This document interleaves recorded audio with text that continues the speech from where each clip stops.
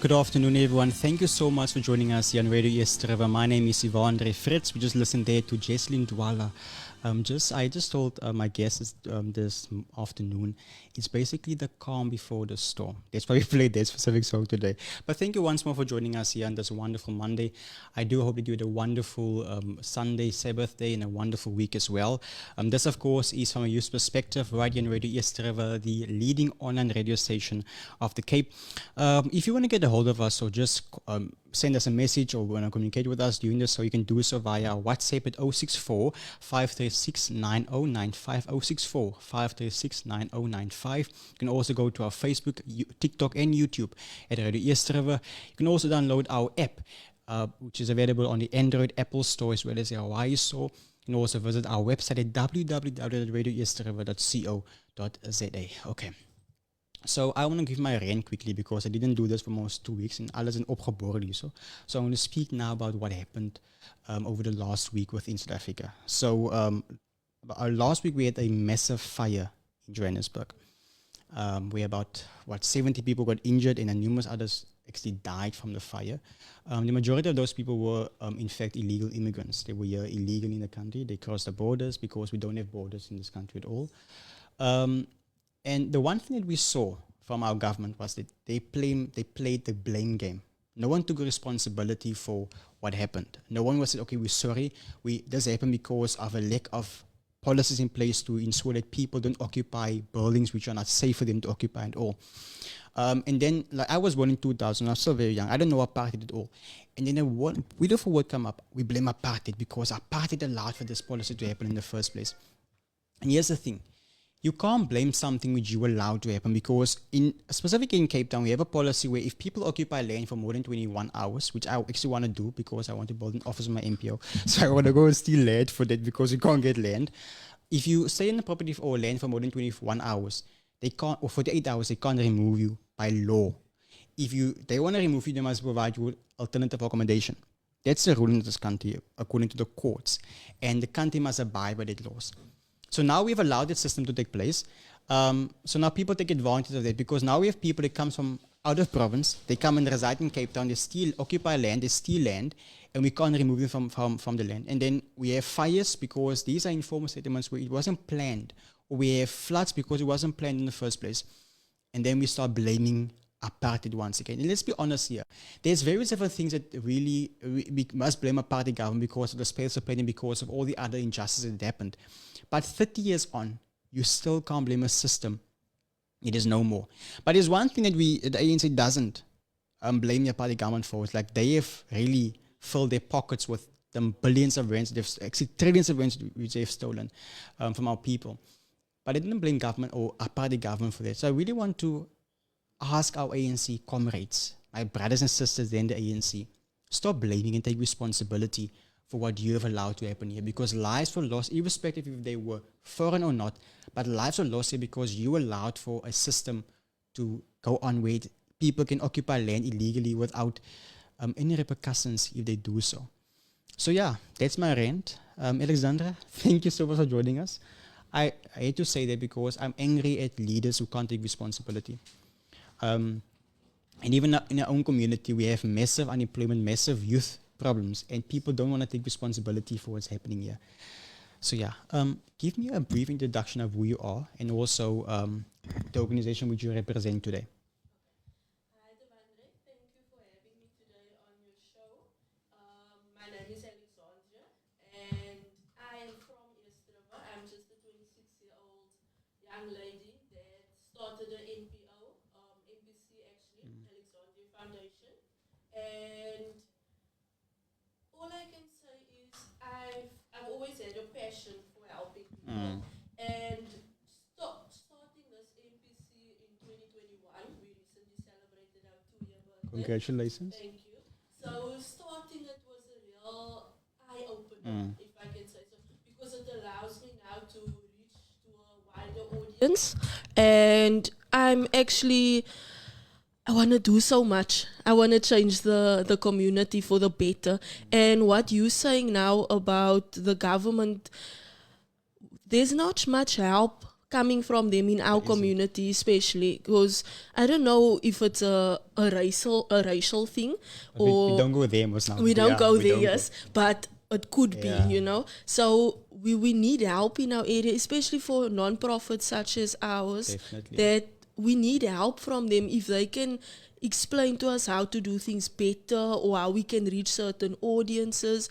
We actually their foot troops on the ground. Definitely. So they should tap into us and help us where they can. But the thing is, like you just mentioned, now we need help, but also we need like all the mini soldiers on the ground to assist where they can't, because government can't reach every single person. But here's the thing, Alexandra. When the fire happened, the first thing that happened was they blamed apartheid first of all, but they weren't to blame because they are the best leaders ever, and then they blamed NPOs. Like, but how the hell can you blame NPOs? These are organizations that really assist where you even are failing our people. Yes. Because when I was watching the news on ENCA, because I only trust ENCA in this country, I don't trust SABC at all. I was watching ENCA, and then a big truck of gift of the givers Yes, came on yes. there. You didn't see a truck of government or the ANC or the DA or any other political party there. Gift of the givers were there, but they're blaming NPOs because NPOs allowed for this to happen. So like they finding us as to be that blame game. But when we reach out to the city of Cape Town and to ward councillors, they're never there to assist us. Yes. I really wish our ward councillors can just come and just sit here on a Monday. I don't know they have meetings on Mondays, but they can sit here and listen to how I feel and how you feel, how other NPOs in our community feel, but what they actually can do for us. Yes. I told the other auntie last week, Auntie, I don't want money. I want your support. Like the city has massive investment and they have properties and land, vacant land there. Give me the land. I will go out and go get a a Holding container, or a equipment container. Yes. Put it up there, and let's have a youth center in Eersterivier because we don't have that one. Yes. We have a civic that we can't use because the civic is busy since COVID-19. We still have COVID in Eersterivier. I don't know why, but yeah. So the thing is, give me a vacant land. I will go in, even if I have to use a bungalow. It's fine. At least we have a center where young people can go. But the thing is, like, it's almost like they ons know a problem because we speak too much about what's actually needed in our community itself. Yes. Can I just add to that? I think they're actually afraid of non-profits because we're the ones that go out and help the people, and the people can see what the non-profits are doing for them. And now that the government are seeing that, they're afraid of us. Like Gift of the Givers, they are always there, even during COVID. Definitely. They were there when people needed them. But why afraid? Why don't we work with them? Because we all know they don't always have money, because a news report over the weekend said government money runs dry. And that's a big thing because like for years they've overspent it. So they call it the deficit budget, where they have to go out to the the International Monetary Fund or whatever, or World Bank, to go make a loan because they can't sustain their budget. Yes. So now they don't have money left now. So what happens now? So now once again the NPOs needs to come in and assist, but they have blamed the NPOs for the fire in the first place. But I think like we are here to help them. Like you said, we are the soldiers. We are there to assist them with regards to our community. We're not their enemies at all, but we always attack them because they're failing to actually recognize us as being helpers on the ground itself. So why did you actually establish the Alexandria Foundation? Firstly, it goes way back to my grandparents, actually. They were always helping at church with soup kitchens or food or just giving out to schools and things. And I always just went along with them even when I was young, and I just loved helping people. That's where it started. And then after my grandma passed away, I just thought to myself, I need to do something that I'm passionate about and that can help me remember her and keep her legacy alive. And I started it with, I was doing I was still working at the time at Apex High School, and I didn't have much to go with. I paid to register my business, my non-profit, and after that things just simply fell into place. My parents helped me, my friends, all my family supported me, and they still do. And I think that's why I continue to do it, because I want to leave a legacy one day for my children. Definitely. And it's basically all about our community Yes. because we sacrifice so much. So much. As NPOs, and people don't often see that, like the struggles. Like I just told you off air now. I'm sending the mayor of Cape Town, Gordon Lewis de Leicester. I've been sending this guy email since 2021. And the response I always get is like either the mayor is busy or they can't meet you now. And then they give you, okay, but you can meet with this delegate. I said, okay, so let's meet with the person. No response after that message. So I every single year, the same time, I will send the mayor's office an email to ask him, request a meeting with him for assistance to help us in this ward in the Eersterivier area. He's never available. This morning, I got a call from one of his office people. Hi, sir. We are just phoning you regarding the email we got last week because I asked him once more, why are you not replying to the email? So hopefully you will come and meet me tomorrow. But I do know they won't come because the DNA is basically brother and sister. They're the same. They are like all over lieg. So hopefully, the thing is, I don't think they understand why I want to meet with them. Because it's actually our money in the first place. Because we pay tax in this country. I want their support in order for us to basically work together for our programs for our community. Het gaan niet worden waanzinnig nie. Because if I die tomorrow, the NPO will still continue. Yes. So het gaan niet meer mee. Dit gaan basis worden gemeenschap in van die dag. So yeah. So the same thing also goes to our the mayoral committee member for health and community. I also sent an email. I told you also. Didn't respond the first time. And then every single Friday, I send another email. I schedule the email every single Friday 8 o'clock. And then she gets an email. And then she phoned me one day, hi, Devon, we saw you bombarding and spamming our sites with emails. How can we assist you? And I asked them because I wanted to establish a computer literate program for our community where we teach them how to use a computer, Word, Excel, for them to be more employable within the communities. That's what we wanted to do. But they can't assist us because they are too busy with it. That's the struggles. And I think if people understood what we do behind or on the background, so we have a greater respect for many of our smaller NPOs in Eersterivier because we do so much for them. Not that we want credit, but just see what we're doing for you in the background because ek het baie slapelose nagte regarding the community of Eersterivier. And it's not about the credit also, like you say, we don't want credit. We're trying to help the community. Definitely. The children that is out on the streets doing drugs and all sorts of things. We don't want that. We want to give them education or empower them to do something better with their lives so that one day when they're our age, they're not sitting outside giving drugs away or doing whatever. They're on top. So why can't the government just help us with that? Why can't they see the vision in the first place? Exactly. And it says a lot about politicians. And listen, yes, not all politicians are bad. We have some good ones, but by a clean. And they have to fight with us against the rest of the government. Like my friend, his father was a councillor in Stellenbosch. And then he actually he made the media aware of corruption and happening there. This was a couple of years ago. And they fired him because of that. They basically threatened his life because he was reporting on corruption. And he had to flee to a place in Northern Cape because he was scared. But not because he was scared because he stole, because he made mention of what's happening in that specific municipality. The thing is, like, we are actually congratulating people who are stealing. We're basically saying, oh, no, it's fine, you can must steal. Like, here was a lady on TikTok the other day. She stole baby clothes, Pampers, diapers. And people was asking, where can I get hold of her because I want to support her. Because you can't embarrass a mother like this. I was like, okay, it's fine. We don't embarrass people when they steal, but you can't steal. We can't say it's okay for people to steal. Yes. But yeah, we are living in South Africa, eh? So what is the aims with the establishment of the organization? So we have about 4 or 5 areas that we focus on. Our mission is to educate, equip, and empower the community. That's our mission. But we focus on sports development. We focus on education. And what was the others? Oh, I'm so confused. It's fine. You know that feeling. But empowerment was the woman empowerment, especially. We are all for women, especially with us that's a woman run non-profit. And then also we have community outreaches that we do.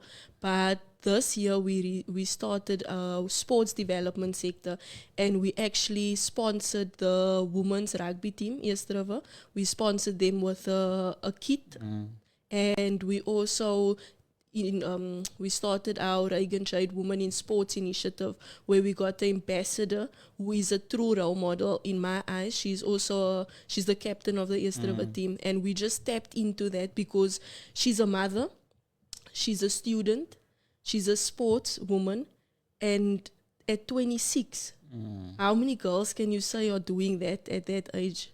And she's married also, so I take my hat off to women like that. Exactly. She has so many hats, and yet she does it all. So I want to actually do more for women also in our area, because they have so many hats. Yeah, they honestly do, but no one is there to help them.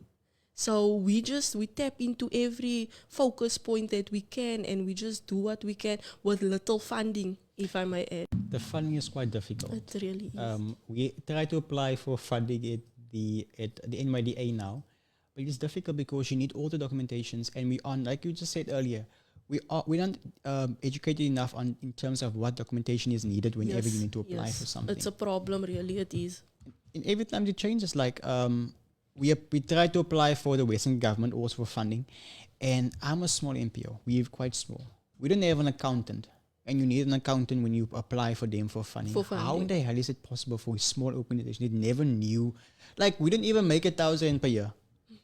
So where can we afford to pay an account for that?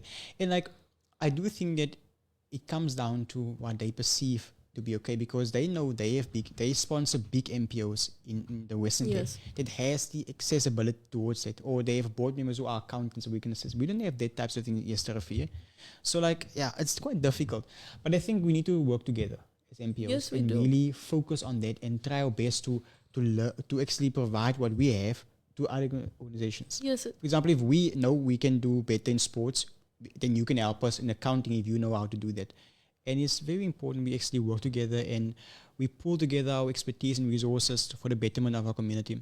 And to add to that, that's exactly why I started one of my initiatives, the Unite initiative that you're part of. I think if we can all come around a table and just talk about our issues, and that the ward councillors come along and see what the struggles are that we face, then I think we're already a step in the right direction. Yeah. But the thing is also, now you get non-profits that their founders or their directors, they have jobs. So now they can't make it to this meeting or that meeting, and then there's nothing that can be solved. It's quite difficult. It really is. Okay, so what are the most challenging aspects of running your own NPO or non-profit organization? Okay, besides the funding, which is top of it, I think, like I also mentioned now, some of my directors and my managers, they have their full-time job. So then it's on me most of the time to do everything and just consult them on a daily basis. But other challenges are also things like we don't always know what the community needs. We don't always have the time to go out and just speak to them and ask, what do you need? How can we assist you? Those type of things. And I think that's very important also. We need, especially for the younger generation, we need to know what their problems is, because they don't even worry about government or certain non-profits, because in their eyes, school isn't even good. Yeah. So there's no one to help them with anything. So I don't think we have enough speaking connections, let me put it like that. We don't have enough connections with who we actually need to speak to. And businesses also. Businesses need to tap into non-profits and ask them, how can we assist you? Especially all the businesses in our community. Like a 50 rand can do so much if we look at it. A 50 rand, really. Like I spoke to someone, I did like an informal survey in our community. And there's one girl told me, Alexandria, you know what? If we put a ball in Spandau, then all the gangsters comes together. Yes. But one day, they're not gangsters, they're usually just kids and children playing in the streets. Like one ball can make a whole difference in the community. Yes. But we don't have access to those types of things. Like, you know what, in Kailicha, I don't want to make Kailicha bad here, but the Western government appointed someone in Kailicha that only works with NPOs. They're like a connection between NPOs, government, and business. And that person finds funding for NPOs in Kailicha. But we don't have that in Eersterivier because we must was a klomp geld in Eersterivier. Like, why can't they also bring that to our community to assist us as well? Yeah. Like, Ayun na. Kus gaan maar aan. You know, Fourth you're quarter. talking about that last year or the beginning of the year. I applied to a City of Cape Town on their website. There was a job community liaison or something As like you that. kan And it was for Eersterivier. I applied for it and Kailicha, sorry. And I never heard back from them. You won't. And that was such, I thought to myself, this is a perfect position. And it's in Eersterivier. Yeah. But do we have something like that? Where's this person? Ek soek self, ek kan nie maar sorry. Because that would be such a nice It thing will for our be. community. Well, definitely. Like, you know what? I do know we're going to speak about the awards now in the next discussion. But I read up on the awards over the weekend about the responsibility, the work committees and the responsibility towards the community. These people were serving on the board. No? I want to get the names so that people can know who they are. These people must actually engage the community of Eersterivier and ask us what we actually need in our community. Where we think funding should actually go for the award. But I've never been invited to an engagement. But pending that, or like where they come to us, Ivandre, we do know that you are now, because our NPOs are registered with the city of Cape Town. So they are where we are there somewhere. Yes. They've never come to us engaged with Ivandre. I'm now the ward committee member for youth before I was there. What do you think that the community needs in terms of youth development? Never. But they are there. And so I read up on the code of conduct of what they're not yet. So I think they removed the names there. Let's get what I do. So they remove the names. So like I read up on the code of conduct of the ward committees. And one thing they says is that ward committee members must go and engage with the sectors which they are responsible for to find out what they need and where funding should be provided for in the ward. And they've never done it in our community. And then once we go back to the councillors also. So we have 3 councillors in Eersterivier, Marais, Frans and Barnes. The 3 of them. These people, okay, so our councillors, very nice people, but they're also failing our community itself in terms of actually providing what we actually need, because they also live in Eersterivier, or they live in Kilsrivier, but the motives live in Eersterivier as well, the 2 of them. Marais lives in Kilsrivier, if I'm correct. They are also aware of the needs in our community. They never come and actually address the needs here. They want to invest in things that I don't think even are needed. But we'll get there at the end of the next discussion. I think they're busy also. It comes back to what you said earlier. They're too busy. With what? I don't know. That's the excuse. The thing is, like Alexandria, I think that people only vote because they know the party logo and not because they know who they're voting for. Yes. Individual. And we hear all types of things. I will change this and I will change this for you when you vote for me. But eventually when they get there, then they're gone. And you don't hear from them ever again. Like the first week of the councillor Frans Source, when he was elected councillor, I invited him to a program of our organization, the GBV 365 initiative, which was basically for men, where they will come together and we'll discuss the issues around GBV and how we can address the issue, but also as being a safe place for men and young boys to come and discuss. And he was quite on par with that program. He wanted to come and join. He said, okay, let's do it. So I had a discussion with the councillor back then. He was liquor. Like I really like to talk to the guy at that point, because I said, but this is really a liquor council compared to the previous one that we had. What's her name? Ursen. So I had a meeting with Ursen one day, and I gave her, I don't know, it's like off the topic now. I gave her my constitution of the organization. I told the councillor, yes, the programs we want to have in our, what we have in our organization, we want funding for the specific programs. Now, one program of our organization is focusing primarily on colored and Khoisan people. We call it the CCD scheme. Only focus on colored and Khoi there to develop their skills and all those types of things, like also to eradicate hunger and poverty. And as I looked at the specific name there of the CCD scheme, but the one because on colored also, I think you must remove color because it's quite racist there. As a council, but we also have black economic empowerment in this country, but it isn't racist. So how do you say color development is racist? The one I changed it because I don't think you will get funding for that. And I didn't get funding. I never from Councillor Wilson again until she was removed. And then she once again contacted me one day on Facebook. How do I get involved with the NPO? I didn't respond because we were there. When you were there, yes, you didn't help in all. But now you want to. Yeah, guts. Okay. So, Vandra, you're talking now about councillors, ward things. From a young person's perspective, I don't even worry with ward councillors or things. So worried. Because, like we're saying all the time, they're not around when we need them. So for me, I don't even worry, and I think most of the youngsters also, they don't worry with ward councillors. That's where it starts. Like if you don't worry, they won't worry at all. Because people aren't aware of the power they have as the electorate to actually go and say, Jay, to your vehicle, or are you removed? They don't know that. Because the councillor is actually the closest link to government. It's the first level of government. And that's why we have a three-sphere government. So we have local, provincial, and national. But local is the nearest to our people.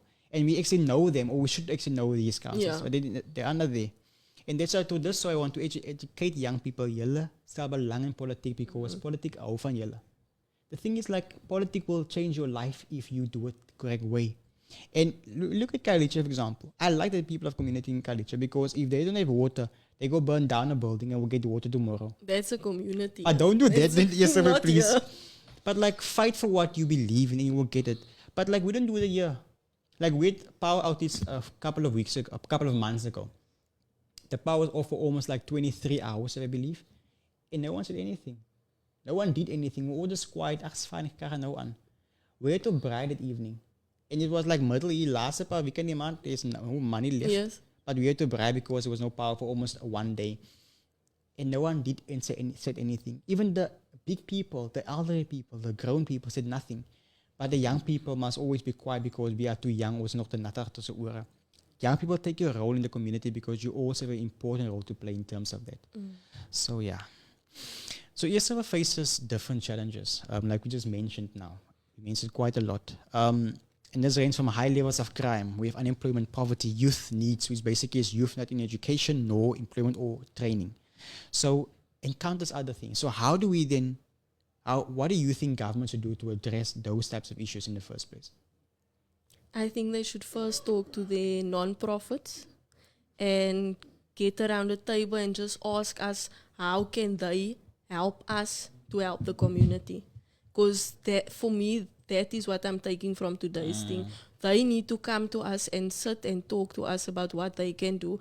And maybe have free workshops also. Definitely. Things that we do as non-profits, free workshops for the community. How get in touch with the police, also have them involved on the crime part, and empowerment for the woman, maybe have workshops on that, educational, get the teachers and the principals involved, all the schools. We have how many schools here in Eersterivier? Get them involved and have these workshops so that we can equip the community better.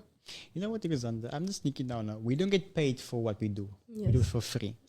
But we think outside of the box in terms of what our community needs. But our councillors now, hulle pay elke maand 50,000 elke maand. 50K. But they can't think. Hulle kan nie. Ek hoop dit daai hoor dan nie. But they can't think like. And it maak my baie kwaad, but it really angers me. To the point where I can't even take communion anymore because I get so angry. Nah? Like, it borrel op en ek sit op Sondag of die eerste Sondag in die maand. God, am I holy to take the communion? And then you would think, but die meier gister sleg as jy op dood is. You can't. Like, those types of things. Like, you're so angry, not because you want to be, but because that you see the failures of these politicians in the first place when it comes to our community. Okay. So, like I told you, we have like 3 different spheres of government. So, national, provincial, and local. So, do you think government, and we also know, but do you think government is doing enough in terms of the community of Eersterivier and also on the issues that we just mentioned at this point of time? No. I'm going to be straight and say no, they have not. And it's quite sad, no, isn't it? It's very sad because, not to be racial now or anything, but back then, I've been living here for 26 years now. Back then, like even in apartheid times, like they say, things were done. We can't deny that things were done in the area. I've even spoken when you sent me the questions and things. I went to do some research from my parents, and they said there's parks in our area. Every week at least there were people to go look after that parks, clean it up if needs be. But nowadays, where's that people to water the grass or any of that? Where's those people? It comes back to, can the government really not do anything at all? Or don't they want to in the community that we live in? Are they afraid of the crime? If they come out to us, maybe the mayor is too afraid to come to our area because of... Ek is hier so, come. No one will hurt you. Ek is by a mama, no one will hurt you when I'm near you. There's so many excuses that they have, but Why? But how can you be afraid of the people that you're supposed to lead? It doesn't make sense. Like if we were afraid of Eersterivier, like I don't know, you work in dangerous areas, we work in dangerous areas, but we aren't afraid of that because we have a passion for what we're doing. And Yes. they don't. Like the mayor goes out, he goes walk there with these two big bodyguards in Cape Town, and then they call him he's the mayor, the people's mayor. It doesn't say you're the people's mayor if you go meet people outside of the office with two bodyguards. Just to show that you outside. Ja, gaan interviewen die mensen. Hou je van Gatsby's? Ja, van de Gatsby. Sorry, for Gatsby.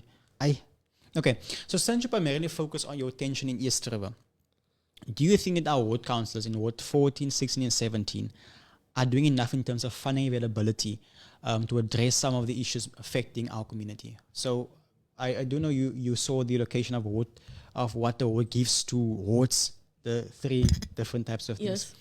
Yes. Do you think that they're doing enough, and what more can they do for us? Okay, so I don't think they are doing enough at all. It comes back to all the questions now. They can do so much more. I read through that list and I saw 120,000 or 125,000 for cleanup or something.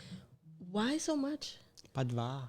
Why so much? You can give it anywhere But else. waar heeft de schoot gemaakt, wil ik weten. I don't know. There's points there. And that's Ward 14. Yes, and there's another word, I think it's 17, Yeah. that's also 125. Changed this for you. And I don't know where they can put that money somewhere else. Women empowerment, help maybe open a shelter in the area for women that have babies. Area cleaning for me, that was the point, 120,000. Where's that money? I see the people are cleaning up the areas nowadays, but it can't be 120,000, really. You must come here more often. Yeah, like, okay. So, guys, we have here for recreational programs 45,000. Youth career development 50,000. This is now Ward 14, Karina Marie. Then women empowerment 100,000. We just, have you genoeg? It's not really. Okay. Wat jy as jy genoeg vir haar nie? If you look at recreational programs, why isn't there anything on sports also? Because that's where the children need it most. That's what keeps them out of the streets. 45,000 for recreational programs. Ward 16, the council in Eersterivier, only 2, it basically focuses on youth or on community. We have a recreational program, 80,000 again, and then a men-inspired program of 100,000 rand. But where is that men-inspired program? I haven't heard of it. If you were part of the men-inspired program, please do let me know. I will give you my WhatsApp number. Let me know if you were part of that program there for men-inspired, please. And then your ECD, educational toys, 40,000 rand. Okay. And then also we have Ward 17. So recreational programs 80,000 again. Women empowerment 70,000. And then community safety program 110,000 for that. Where's that money for women empowerment? Counselor? What is a counselor Bial? Yeah. I want to know all these things. They must have a report so they can show it to all of us. I am now on the ward committee for Ward 17. And I promise the community now that I will keep this guy accountable for what he's doing. Because yeah, he's spending money and we don't know where the money goes. Like I wrote to the city of Cape Town about a year ago to ask them, okay, regarding this entire budget year, where is the money going for youth development? Because I live in Eersterivier and I was never invited to a youth development program. Yes. So where's the, give me a register, give me photos of evidence of a program that took place. Because we don't see what happens here. Even on social media, there's nothing about youth programs. Like your councillor, parents post a photo of a plant. Je must over met plantjes praat because plantjes over gepraat wordt. We don't need a plant, we need to develop in our community. Yes. Okay, I think we're going to go for a break quickly just to relax and calm down. Yes. And then we'll come back after this. Thank you so much for joining us so far. We'll be back after this shortly. Our station, our talent, our people. Dang Rugby. Welcome back, everyone. I hope you enjoyed that music break. We're still in studio. We're chatting with Alexandria Joseph from the Alexandria Foundation. If you want to connect with us, WhatsApp or call us or just message us, you can do that on WhatsApp at 064 536 9095. 064 536 9095. You can also go to our Facebook, TikTok, and YouTube at Radio Eersterivier. And also, we have an app for you to download at the Android, Apple, and Hawaii store. The Radio Eersterivier app, and also go to our website at www.radioeersterrivier.co.za. Alexander, before the break, we spoke about the budget or the allocation of award, and we don't know where the money goes or where the money is, but the geld is also. So considering that the award is much closer to the people or the community of Eersterivier, do you think that our ward councillors in all committees, our sub-council and council as a whole is doing enough in terms of actually providing what we actually need in our community? What I can say is they can do better. They can definitely do better than what they are at the moment. We need to see them actively involved. Even if they volunteer at a non-profit and ask, how can we assist you? That alone will be a big step up. Definitely. And like the thing that I see often in council, even last week, they had a huge fight between the EFF and the DA members. They have so much passion around their own petty things that they forget about the people. Yes. Imagine if they had the passion to actually fight for the Waandre or for Alexandria. En of eens gaan slat over Alexandria wat die funding het. Imagine if that would have happened. Like they fought for your NPO to get funding. Politics. The thing is like they don't, like, you know what, people often go into things for the right reason, and then when they see the money, they absolutely change. Yes. Because now they have money, they don't care about anything in the world anymore. And yet we're doing it for free. For free, mahala, for niet.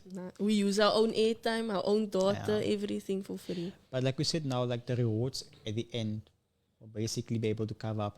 My pastor sê altyd vir ons, dat wanneer jy gee die Here vir jou dubbelmatig terug. Yes. And whenever you, for example, you being blessed today with a car, we prophesied it today, a BMW C-Class, or BMW, needs a BMW for Alexandria, then the Waandre will then be close in the line for the new BMW car. And that's how blessings basically work. So oftentimes we don't often see, or we might be tired, and I must say, people who work in NPOs are quite tired, specifically small NPOs. We are tired because we do so much for our communities.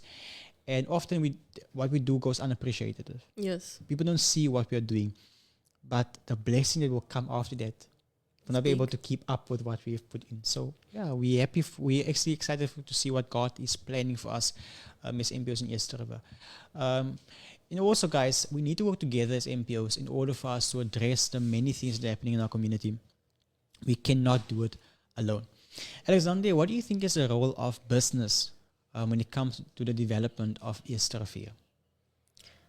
Businesses should actually play a more vital role in NPOs because I think they can bring more to the table. Even if it's a donation here or there, but they can do something. And I think there are quite a few businesses in the area that's doing quite well. So what is a 5 rand or a 2 rand jaw just there? Give us that money, maybe. Do you know that we have a mine here in Eersterivier? A hele mine as in Eersterivier, hier agter die stasie. It's a whole mine behind Eersterivier station. It's a whole mine thing. I think they're doing planting asphalt, die grond, wat hulle mee bou. But hulle mine daai goed in Eersterivier. And we don't get the benefits of what our mine has here.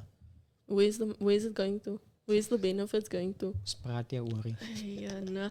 And do you know, I think if, I don't know, female businesses or female-run businesses in the area, I think if they can, for example, connect with non-profits that's focused on women empowerment, that would be a change on its own. If there's businesses that's focused on youth development or sports, selling sportswear or whatever, they should partner up with that specific non-profits, and I think there will be a huge change.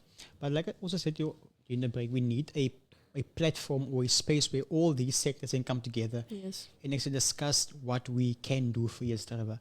And here's the thing, guys, like we don't need billions or millions of rands. We only need that support. If you perhaps are a lawyer or you're a legal firm, provide legal assistance to NPOs like ourselves. That will be enough for us because wanneer probeer ek weet nie baseer ek doe even ook op 'n brief van 'n lawyer afkry van hy praat te veel. Will need your support for that. There's resources that non-profits need that like we do everything ourselves. We don't have accountants that can help us with the books. We have to go search online to see how to write a finance report or annual report.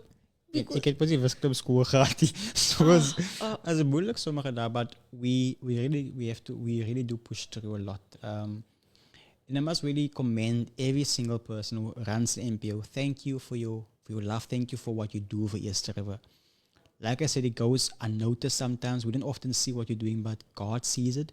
And thank you for what you do for our community. We can only do as much as we can.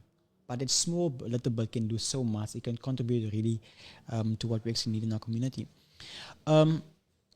So we've not spoken about the role of government. We've spoken about the role of the councillors. We've spoken about the role of business.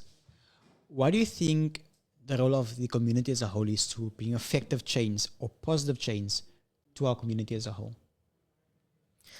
Okay, so I think the community should come up with I don't know, ways of addressing certain issues that they have and bring it out to either the ward councillors or to non-profits. If you have a group of children in your non-profit and they maybe heard something from their parents they are unhappy about, jot it down and we'll take it further from there. But now they're keeping quiet about it and no one is hearing anything about it. Same as non-profits. We have issues, but we don't talk about it. We keep it bottled up and then that doesn't But don't you think once it comes down to having the correct platform for those to be discussed? Yes. Like I mentioned earlier that we have what we call a ward committee, which I've never seen in my life. I was at the meeting last week, Monday, Tuesday, I was at the meeting there. And for the first time I saw a member of a ward committee. That we had a little conversation was there. And these are so passionate people, or they seem passionate. I don't know if they are actually passionate when it comes to the work they are supposed to do. But I've never seen them in Eersterivier. I've never spoken to one of them. Or they never came to me, Devandre, we know you're in the database of the City of Cape Town for NPOs. We have this initiative here. How can you support our work? Or how can we support your work? Or what do we actually need in your community? Never. And we once again ask, where are they? Why can't they do their work that they've been appointed or elected to do in the first place? Yes. Because once again, community members now, a ward councillor or ward committee is there to be your voice to the ward councillor. Because like when I studied this, I saw that you must go, as a community, you must go to your ward committee. You must address your concerns to them as a body. Then they will approach the ward councillor, if you can't speak to the councillor directly. Dus het councillor Devandre het miskien die ding voorgebring. They have an issue regarding the grass not being cut behind my house because the grass is almost like so hoog, so die vibe, so hoog as ons gras agter. So there's an issue. How can we address the issue? Then the ward council will then look for means of addressing the issue. For example, starting a local business in Eersterivier. The council will then escalate that matter to the sub-council for them to decide there. Will there be funding available for that specific project there? The sub-council then send that to the city, to the council to the province to the national government. That's hoe dat gaan. That's always great. And how long does that take before the problem gets solved? 30 jaar. And I think that's also why the community doesn't want to speak out, because they know it's gonna take long. So then maybe they just keep quiet because they know nothing's gonna come of it. But don't you think it also adds to the problem then? Because we don't speak up. It is. Especially in our community. People don't like, they will gossip, yes, but they won't speak out about what's happening. Next to neighbors, they'll gossip about the things, but that's the problem. They need to go out, and I think that's where non-profits should be more visible also, so that they can know, they can come to us and tell us their problems, and we can maybe help them in some way. So I think a platform must be created for them to address those types of things. Can we solve that for them? A platform where even if you're too busy, because I know you're quite busy these days. I'm going for anything Let's to help do it, like provide a platform for community members where you can come and address those types of things. Like I said to myself if I'm elected to the committee, I will really avail myself to Eersterivier, and I've done that. And I will have a meeting the end of this month to hear what my work is supposed to be. And then when I come back from the meeting, I will understand what I'm supposed to do for the community. And then we will know the way forward. But right now, I don't know what my duty is as a counselor or committee member is Goals. for Eersterivier. Maar die geld pays the min, man. Yes, Yeah, like, no.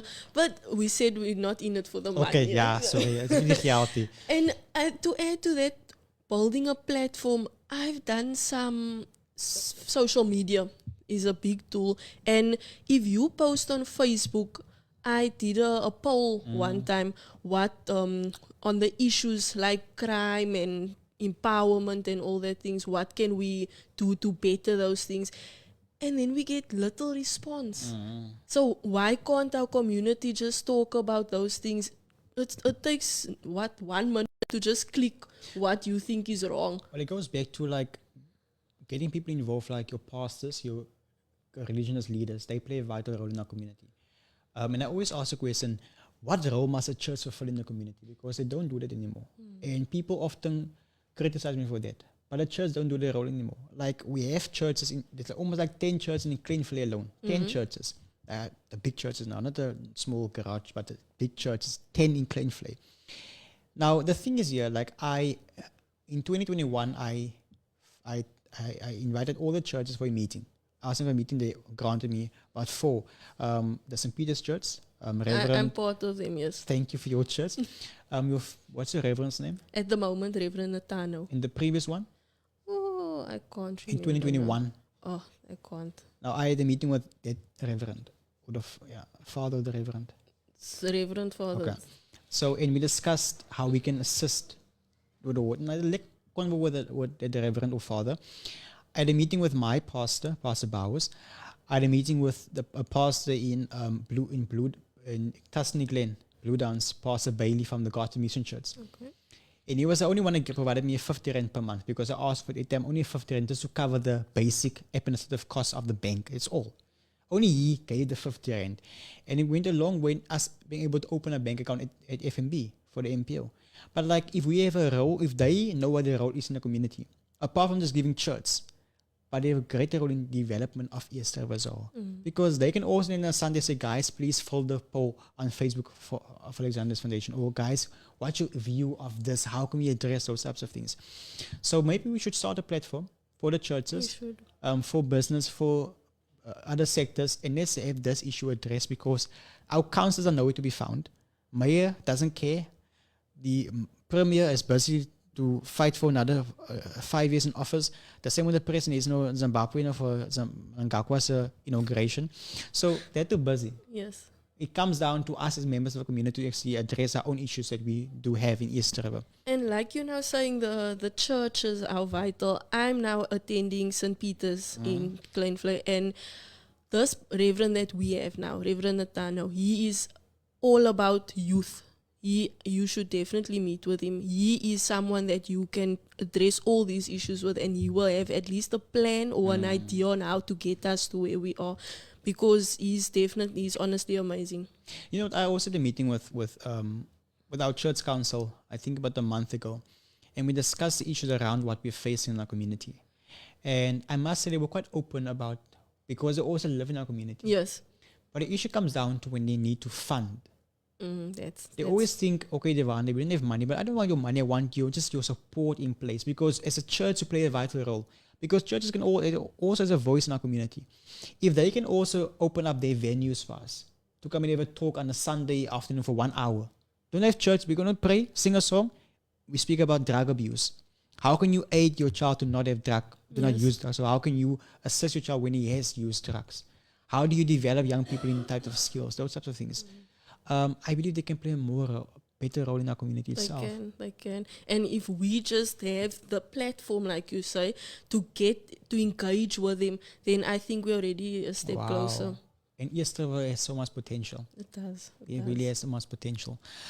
Okay, so we're going to focus on the collaboration of civil society. These are NPOs, NPCs, non-government organizations. So you have recently established the Unite initiative. Please explain what the aim behind this project is. So the Unite initiative, like I said now with all of this talking, it's basically for all non-profits, all organizations to just come around a table and discuss what our problems are, how we can help each other. Like maybe your non-profit has been in existence for 5-10 years and mine has just started, and yet you had all those trials and tribulations going, and now you there. Help me to get to where you are. So the Unite initiative was started merely just to help non-profits with maybe resources that we need, or help and assistance, collaborations that we could do to better the community, because at the end of the day, we're all doing it for the community. Yeah. So if we can learn from one another, even that alone will be great for the community. Definitely. Specifically, like for new entrants into the sector, it's quite difficult It is. because you have to learn so much things. And I, fortunately, support from Savon. They supported me, and even Aunt Monica in Somerset Heights. They want to do this to apply, go here, go there.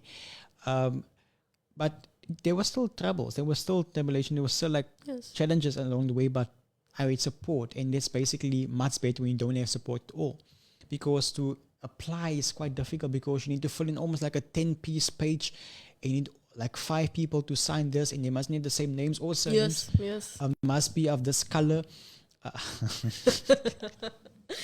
Let me tell you this story. So I applied for my MPO in 2021. Yeah. So then the board was composed mainly of colored people, my mensa. And then I forwarded that document. So they also provide you with a list of, you could tick off, okay, I've done this. So now you submit your things to the DSD in Pretoria. Then the DG then forwarded, emailed me once more, Devandre, hi, we can't accept your application because there's so many colored people on your board. You must change this because there must be more representation. And then he phoned me one day.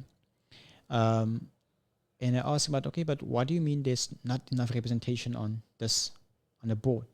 So where must I now find a black or Indian or a white person to fill in this position? Because it's Eersterivier, my people is only majority colored people.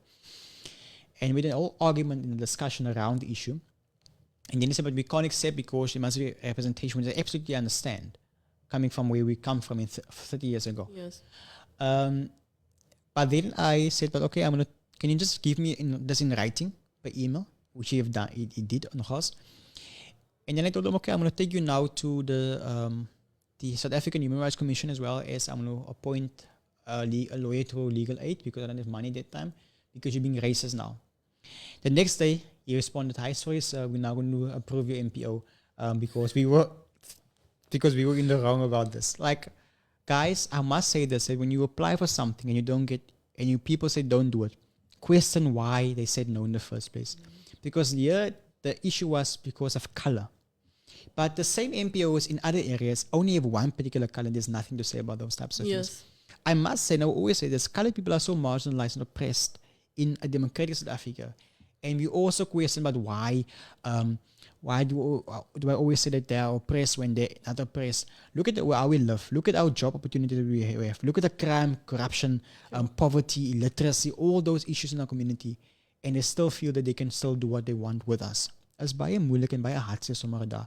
And the fact that our people don't speak out about those types of things, it's even tougher. And they're keeping us there at the bottom by doing all those things. Why can't we also get to that level? Like, you know what, Nam? I always say, and I will continuously say this: if you put something in a bakkie of a drum, that will start to almost like an explosive types of thing. Yes. Het gaan beginnen borrel tot het begin explode.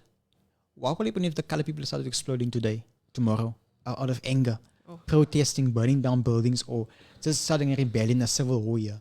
And they don't want to call us radical, or we being now just violent. But you've like kept us there in that box for how many 30 years now, without us giving a platform to actually discuss what we actually need in our community. Like, But would our community even do that? That's the thing. We're so used to being in that little box that we don't have a way of just exploding. And I think that is also our problem. We allow it to happen to us. Yes. Like my grandmother also, they allow things to happen to them during apartheid. They were forcefully removed from their properties in the land. And we are landless people today. Yes. And in our own country, because if we look back at the history in 1652, even beyond that, our ancestors, the Khoi were here. Yeah. but we can't have access to land because it's as it was land. As it was grond. And if you look at the types of Xhosa, Zulu, and Tswana, all those in Tswana, they came from Central Africa, if I'm correct now. They weren't from Southern Africa. Because if you listen to the language spoken by the Khoi people, they have a click sound. Yes. And if the Xhosa tribe also have a click sound. The Khoi and the Xhosa, they were almost like, they formed like a community. Mm-hmm. And then the Khoi taught the Xhosa people to speak the click sound. And that's how they also developed those. So it means like, how can you then tell me that people that came be after you taught you to speak their language? So we need to also know our history from where we come from as colored people. Because we have a dark history, a tough history, but we are a strong people. We really are strong people. And it all comes now to Heritage Month also, September. Yeah. So get to know, but like most people always think, us coloreds, we don't have a heritage. We have. We just braai on Heritage Day, but we don't. What clothes do we wear? The Africans have their traditional wear, and what do we have? We don't. But it all comes back to the Khoisan. Yeah, we are Khoisan guys. We really are. Even though we're not like following the tradition, but we are Khoisan. We are Khoi, and we must start really loving and taking care of who we are and accepting that we are Khoi. Yes. So I'm a Khoi, and I actually went to a Khoi exhibit a couple of months ago, and it was a most wonderful experience. I came into the room, that what the thing was, and they burned all these types of herbs and spices. It was lekker, man. Like you felt your spirit being cleansed, and you felt like renewed as an individual. And then they started playing their music, and they started to talk in their language. And it was so nice because we couldn't even study, but like you felt like you yes, you belong there. Yeah, like that type of thing. Like it was so nice.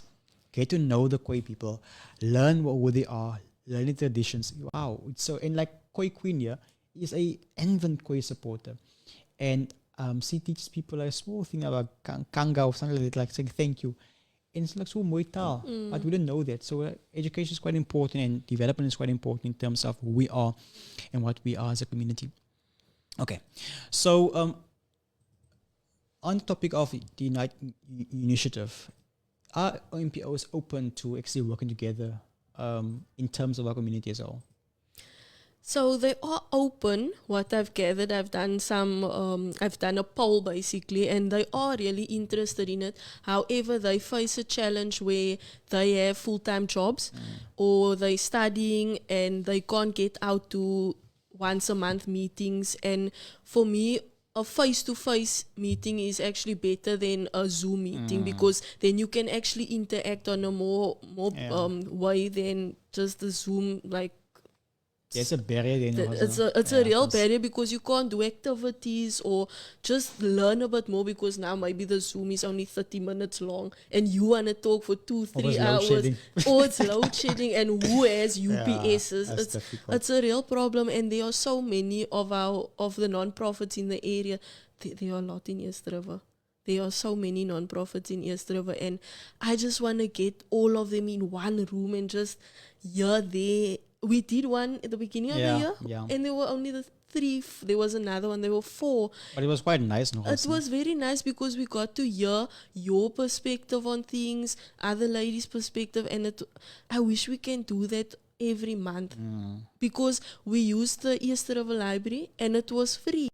So there are spaces that we can use that's free for us to just sit and discuss, but it's the time that you can do it for 12 o'clock, I can do it for 3 o'clock. It's a whole barrier there. It is. But we will get there eventually. We will. Okay. So do you think that NPOs should work more closer to address the concerns within Eersterivier? Okay, so yes, definitely, because all comes back to our conversations of earlier. Non-profits have a certain tap into the community that other governments don't have. And if we use that, if we group together, there can be so much change in our community, really, if we all just work together. Even if we collaborate here and there on something, or you maybe have resources that I don't have, we can share it with each other, because it's not about you doing that alone and me doing that alone. If we all just do what our aims or our missions are, then we can achieve so much together. Definitely. It goes down to once more Eersterivier as our community. And like I am so proud of this station as well because it's also a year Eersterstraatstasie, ons eie ding wat ons kan gebruik as 'n ons radiostasie. Yeah. And if we can just take pride in this, for example, what can it happen? Like what can we then do more in Eersterivier? What can we more invest in? In invent within this community itself? And that's also the thing, who is actually willing to invest in us if we don't invest in ourselves? Because like we're saying, the government isn't going to invest in us. They're always busy or they don't have time or they allocated money somewhere else where it's all about us doing things. There's a quote that says, if not you, who? If not now, when? Wow. So for me, that just sticks by me every time because I just think to myself, if I don't do it or if my non-profit doesn't do it, who's going to do it? Definitely. Also, like I mentioned about the budget allocations. The thing is, people don't want to go attend meetings of the community or community meetings where they can discuss issues around the budget of the city or of the ward, because like yes, we don't have a youth center here, we don't have a rehab center here. Kleinvlei can't even operate well enough in Kleinvlei alone, well known in the entire Eersterivier. Like if we come to those discussions and speak about issues, we can actually have it addressed, but we're not interested in that. Ons waar het van ons neighbor wat langs ding bly of te veel vir ons. And now the thing is also, what time is those meetings? It's probably late at night and people are coming from work. 6:30 gewoonlik. They're tired, they need to go make food maybe for the family. Who has time now? Definitely. Normally government holds it on a Sunday afternoon or morning the meetings, but city and province normally holds it like Wednesdays. I have also emailed Premier Wendy to ask him to come to Eersterivier because he has a weekly what do you call it? Check-in. Yeah, where they discuss with the community and he brings his entire cabinet to the city to discuss, but they've never come to Eersterivier. So hopefully we'll come to Eersterivier to discuss those types of things. Koi Quincy is Sky Guns. Like thank you, brother, like that, something like that. Okay. So like say thank you in Khoi. But I think Khoi must come here and teach us more about the language. Okay, so we now have an open discussion around the involvement of the community in terms of development, in terms of our community itself. Because without the community, we have nothing at all. So how do we get the community to be more involved in their own place of residence? It all comes down again to, are they willing to? Are they willing to do that extra bit to just come out and talk to us about what their problems are? Are they willing to assist us also in how we can change the community for the better? Most of the times it's just the adults that do it, but the youngsters are the ones that we need to try and tap into, even if we have to go out to schools, because then they're forced to listen to us in the hall. They are forced to listen, and even if you get 5 or 10 people that comes to you afterwards and says, I liked what you said. How can I get involved? What can I do? That will help in its own. You know what, Alexandria? Okay, so my view, I believe this. If we have a safe space for young people to go to after school, for example, where they can just play Xbox if an ego buy an Xbox. And I believe every young lad here over an Xbox, even a man, they like Xbox because it's like a fun, man. Yes. Man, that's what the phobias are. Xbox, soccer, rugby, even netball for girls. For that 1 hour, you can provide a safe space to young people and not be involved in drugs. Yes. Not be involved in gangsterism. If we can start there, like you just mentioned now, we can definitely change Easter, but we don't have those types of facilities here. We have a civic, I don't know they have a Xbox there, but is it still open? That's the question, like, how can we then get the people to have involvement? How can we provide safe spaces for young people? I try to apply for a piece of land or to inquire about a piece of land. How do we get the land to build a youth center? And there's we're going to talk offline about this or off air about this, but it's like a whole system of what you must do to apply for land, but then also it works through a bidding system. So we don't have money for bits. You must pay for almost like a 10,000 just to get a thing on your name, not buying land. Sure. And you must get the money also for the land. So like a million rand for a piece of land in Eersterivier, that big. So it's quite difficult for smaller NPOs. But once we must just come together and collaborate and work together to get to make it happen. And like I work with girls, the women's rugby and things, and I've learned so much from them from a younger perspective. It's amazing what they go through in their lives, and being in school or even their home itself. They actually do need that space to just relax and get away from things, because you don't know what's going on at home. Definitely. And now you come to the field and you just feel, I can do it. All my problems is there at the gate. I'm focused here now. That's what children need. And that's so sad for our young people as well to face those types of so being so young. Like I spoke to one lady at Melton Hospital. I think it was like grade 7 that time. His mother and father are both alcoholics. So he now lives with, he used to live with a gangster.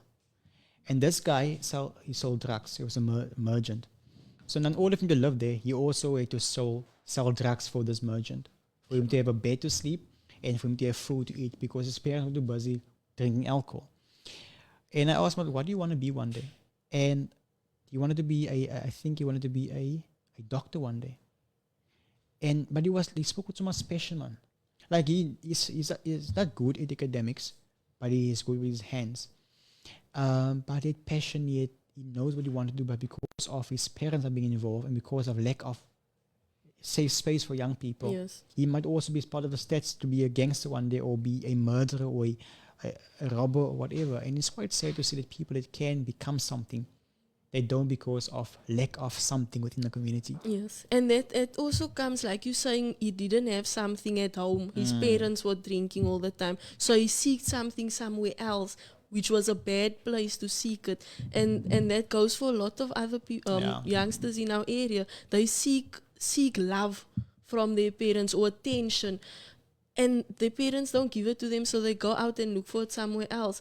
Whereas us as non-profits maybe can assist them. We could have assisted if we had a platform to do it. Yes, exactly. So I think that's another thing parents should look into, if they even care about their children, because some parents, I don't know, to be honest, it feels like they don't know what it takes to be a parent. They just have the child and you stay there, you go to school. Are you helping the child with schoolwork? We as non-profits, we could have had a program where we helped your child. You can come after school, sit and do your homework, we'll assist you. But now they're at home, they're not even doing their homework. They drop their bag and there they go out the door again. And then they come home, what time? Like, who comes home 9 o'clock? A child. 9 o'clock, 7 o'clock, that time. Ik moest elke kant pas 6 uur so kom ik nog jonger was bij school. And then you must wash till 8 o'clock you in bed. Dat was met 6 uur. And these kids, they're still playing outside that time, which is, it's not right. It's school tomorrow. Why are you outside? It's quite difficult, though. Quite a changed environment these types of days. Yes. But once more, it comes back down to what you want to see Eersterivier as. We must work together in order for us to really have a change in Eersterivier. What's your future plans for the organization? Oh, it all comes down to our mission, which is to educate, equip, and empower. And it's a lot. If you can educate, then the empowering comes next, and the equipping of whether it's resources or just helping them with a CV or giving them an opportunity to go apply for NSFAS and go to university or college, because that's the process that you're supposed to follow. Education, empowerment, and equipment. And we don't have that here in our area, unfortunately. And for us, that is something we really want to do. We want to just give our community a way in which they can see they can become something one day. It's not just you stay here in Eersterivier for the rest of your life, you're drinking alcohol every single day. But the low-key. Yes, like go do something with your life. Some people don't even know how to create a CV. Yeah. And it all comes down to education. You have to, are schools even teaching them how to do that anymore? There's so many things children at this age, they're 18 and they can't even do certain things. And yet here we are with resources and the skills that they need, and we can't even help them because we don't know about them.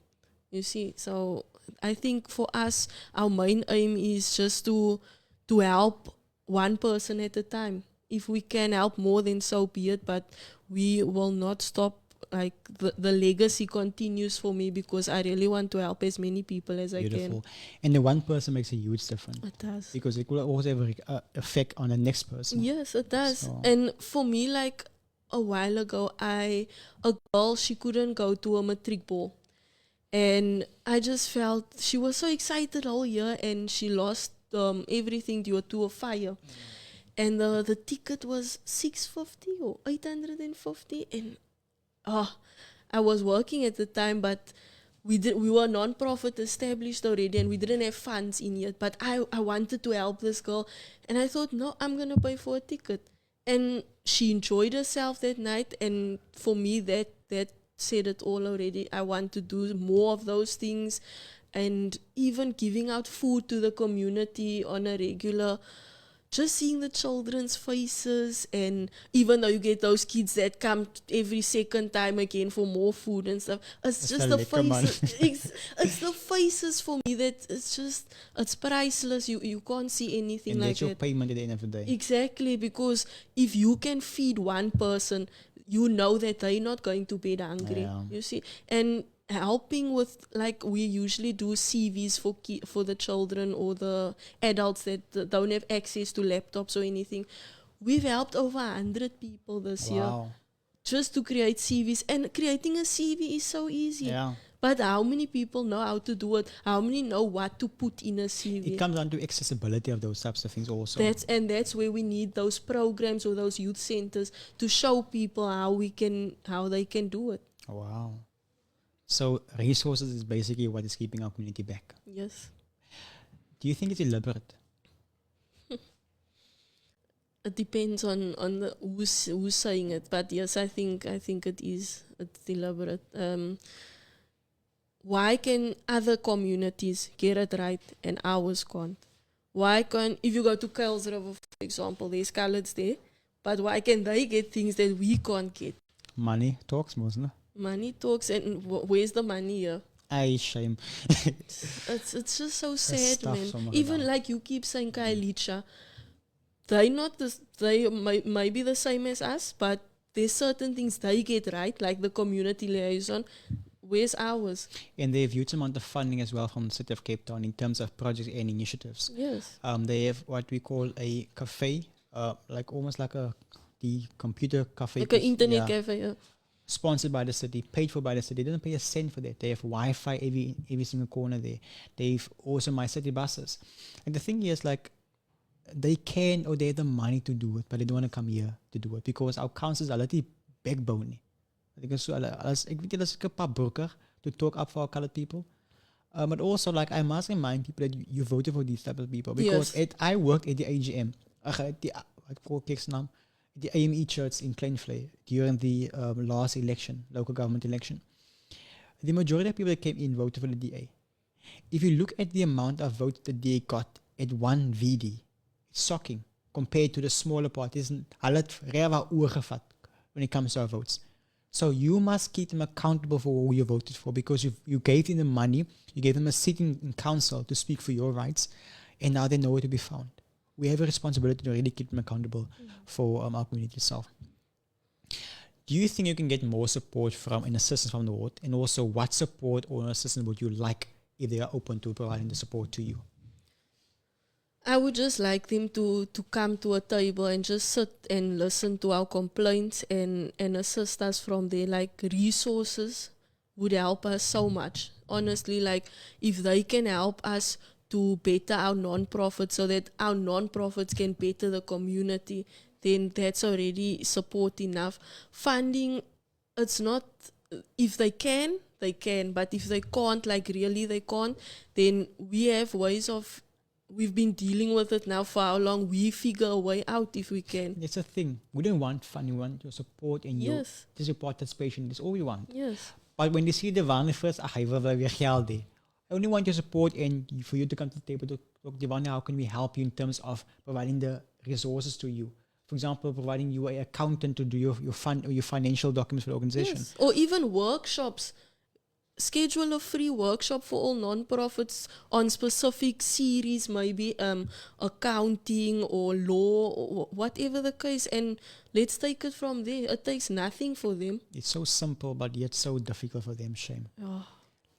Maar libellas gewoon met een brein wat die weekie of like half a Just the left side is working. It's so yeah. Are you aware of the fire that happened in Johannesburg over the weekend? To be honest, no. I had to hear it from you. Okay. So a fire happened over the weekend or in the week last week in Johannesburg, where about 70 people died. It was a city-owned building. The previous mayor or the previous mayor, because I was so by mayors in Johannesburg, Herman Masabash's name. He wanted to evict these people because they're all foreigners, illegal in this country, and also because the building was quite unsafe.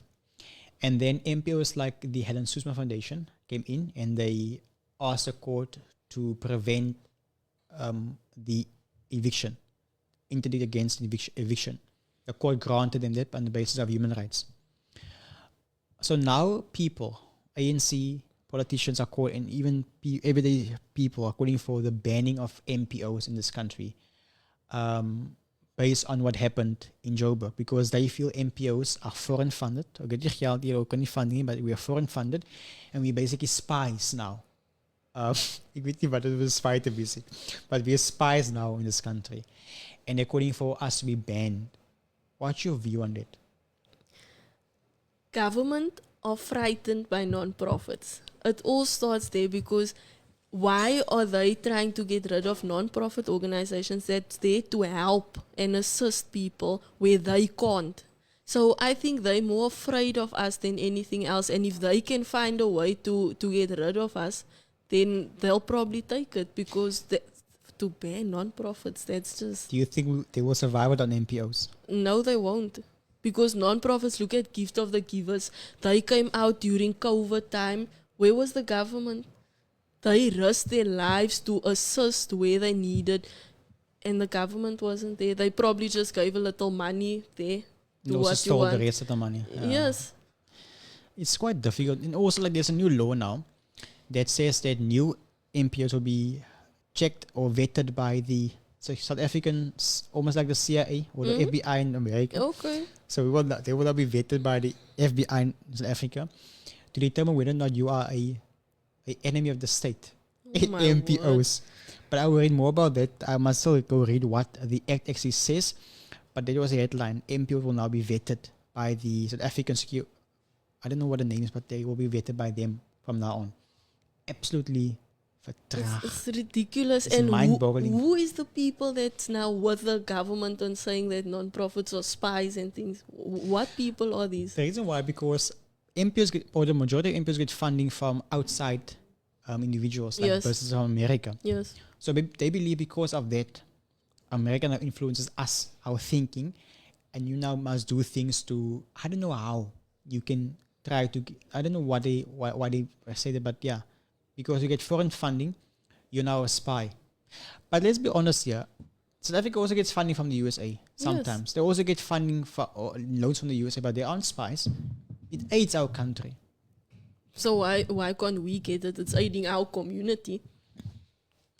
It's the same thing at the end of the day. They're getting money. There's no answer for that thing. It's just, I don't know how to answer that question, because okay, I get funding, not a lot, but I get donations here and there from America, and it's a thing that I believe some people, if they believe in your cause, then they're willing to assist. Same as Americans or British. Definitely. They see something, they read your non-profit, they don't care who's colored and who's, they see what your mission is and what you want to do in the community. They go research your community and see, but the community needs it. Then they give you the funding. It takes nothing for them, but here by us it takes everything. We need a minute of silence now for that. So, what's your view on the accessibility of funding in our country today for smaller NPOs like ourselves? If we can get more funding, not much, like we've been saying, we don't need much. But if we can get a small amount, not for ourselves, but for the community, if they can allocate a certain amount to our community and split it between the different sectors of like youth development, empowerment, then we can all just work on a plan to grow a youth center, or even if it takes 5 years to do the youth center, it's coming. It will eventually go. It will. But if there's nothing to give to us, then there's nothing that we can do, and that is just so sad that there's no accessibility of funding. We have to apply for funding, and it takes how long? Why? We're doing something for the community. We're trying to help you as the government, and yet you can't even help us with a small portion. Yeah. And if you look at the amount of documentation just for 100 rand, it's quite difficult. And as a cops here, it really is. is. And also, if you must look at KFC, for example, they always have that jar that you can put the 2 rand or whatever in. But we used to give. And how much did they get at the end of the day? But you always gave. Yeah. Now why can't we put a jar somewhere and people put in? They don't ask where it's going to, but why can't they do that for us? But why do they gaan by KFC? Yeah. Even that thing at Pick n Pay, they always that girl. You always used to put money in there. Weg nou. Yeah, they can do so much accessibility for non-profits. If they can give us money, then we won't have to go look outside. Then they're solving a problem for themselves at the end of the day. We only focus on developing our community itself. Exactly. And next struggling on administrative types of things. And I think it also adds to the burden of many NPOs. Like that's why many people close down because of the difficulty in accessing certain things. Not because we don't want to, but because we can't handle the press anymore. Some of us, we have the ability to radios can uncap as a meningsdelen. But some can't because it gets difficult sometimes. Yes, and they get old also, and now they need all this paperwork. Like some people started non-profits 10 years ago, and now they're still continuing, but now they see funds are drying up because they used to use of their own money. And now it's going nowhere, so now they end up closing their business or their non-profit because there's no means. They don't have any access also resources to go look. We can apply there, but then it takes a year to get the funding. It does. It takes quite a time. Any parting words from your side? Parting. All I can say is that non-profits really have a huge impact in communities, and if we can do so much on our own as a individual non-profit, then just imagine what we can do together as non-profits. And if our ward councillors can just hear us and sit around a table with us, not just individual non-profits, but all of us together around a table and discuss things that can impact our community, then we can really go in the right direction. But if we continue to just be individuals on our own, doing things, allocating money there and there, it's just, we can achieve so much in Eersterivier. Wendy Alexander Casper says, very good, Alex. And also Eswell Kibidu says, thank you, Alex, for your great work. They klomp veel vandaag. How do we get a hold of you? How do we contact you, and how can we get involved in your various different initiatives and projects? So we have a Facebook account, Alexandria Foundation. We also have an Instagram at Alexandria Foundation. I can warn you now, it's not so busy, but I will get your messages. And we have a voluntary program also that you can join. And we have an email address that it's Alexandria Foundation at Alexandria Foundation 25@gmail.com, and you can also contact us on 061 427 8715, and then we can just, if there's things you want to ask us or just give us your opinion on what we need to help you with as a community, we are all ears, because at the end of the day, your opinion, your voice matters to us. Thank you so much, Alexandra, for your time. Thank you for being here with me today. I hope we don't get cancelled after this, no? I hope so too. Thank you for having me, Yes, Devandre. pleasure. This was really amazing platform to just talk openly about everything that the youth is Yeah. always thinking about. Must come again. Yes. Guys, thank you so much for joining us. Thank you. Be blessed. Take care. And until next time, God bless you all. Bye-bye. Eersterivier. Our station, our talent, our people. Tidang Ragi.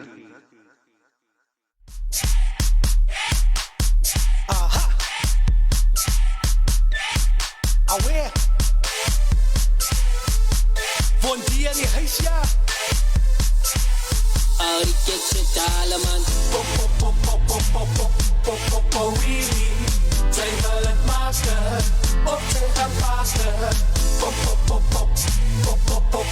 Really. Zij wil het maken. Of zij gaan vasten. Zij skipt een white rat. Van kinders waar in lachen. Alles is een polo. Maar nou skipt zij dan solo. Zij was in ou. En nou wil zij dan trouw. Krijg je uit die kampperzoon. En de soppen op die phone. Ons gaan nou party, ons gaan nou lekker party. Kom ons braai, dan moet ons aan slide. Krijg die kans, dan vibe ons het nou. Wat de draai, naar die fiets toe ons gauw. Alikare, een ready op de boot. Als ons daar kom, dan maak ons het vanaf. Allemaal kijk, hoe staan ons meer nou op dat pijp. Join ons hier, want anders is het lekker spijt. Really, zij wil het maken, of zij gaan vasten. Really, zij wil het maken, of zij gaan vasten. Kijk je mijn broer, ik ga dat girl no roepie. En dan moet hij dan no sorry. Alright. Kijk die guys, allemaal staan terug. Die dan gaan terug nou. Ik wil die poesje wat op mijn mind is. Baby girl, ik gedink dat zij was serieus. Nou kan ik zien, zij was net niet voor die vriend. Nou als zij blokken, ik sta niet met die bokken. Girl, los mij af, voor ik van jou hier weg gaat blaf. Goodbye to old news en goodbye to stress. Kom eens op mijn karren, ons maak goed bij guest. Ons laat die pata niet brand. Ik ken mijn brasa niet vlam. Zo breng jou Jimmy van bananen aan een Japan. Really, zij wil het maken, of zij gaan vaten. Really, zij wil het maken, of zij gaan vaten. Wondi, Alweer, Mr. A, waar staan zij? ik sta bij je boordzijde, man. Jij is kleding met geklap. Op die fiets. Op je fiets, Wondi, stiek uit jouw muis.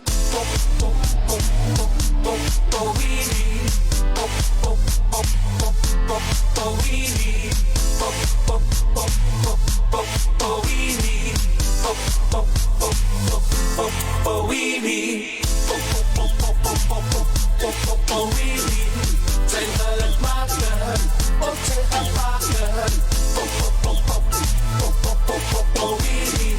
Zij wil het maken, of zij gaan vaten. Wondi, mijn bra, thanks voor een lekker aan. Anytime, Mr. Oei. Same time, same place. Ons maakt weer zo. Mijn bra, kom aan man. Kom ons live. Don Vino.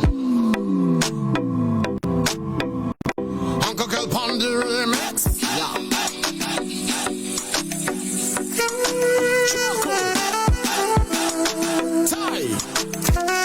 She make me feel higher. She told me she loves me. I can't help but worry. Worry. Since